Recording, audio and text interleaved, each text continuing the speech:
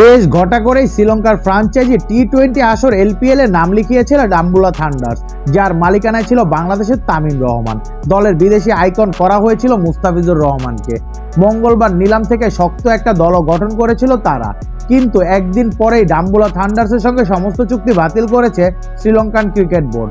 Cricket বিষয়ক গণমাধ্যম cricket ইনফোর প্রতিবেদনে জানা যায়, বুধবার দেশটির রাজধানীর কলম্বো থেকে গ্রেফতার করা হয়েছে ডাম্বুলা থান্ডার্সের মালিক তামিম রহমানকে।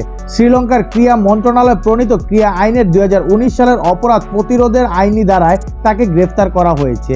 শ্রীলঙ্কান পুলিশের সূত্রে ক্রিকেট ইনফো জানায়, তামিম রহমান ব্রিটিশ বংশোদ্ভূত বাংলাদেশি নাগরিক। কলম্বো থেকে বিমানে ওঠার সময় বোর্ডিংয়ে তাকে আটক করা হয়। তার সঙ্গে লঙ্কা প্রিমিয়ার লিগের দুর্নীতির সংশ্লিষ্টতা আছে বলে জানা গেছে, যদিও এখন পর্যন্ত এর বিস্তারিত জানা যায়নি।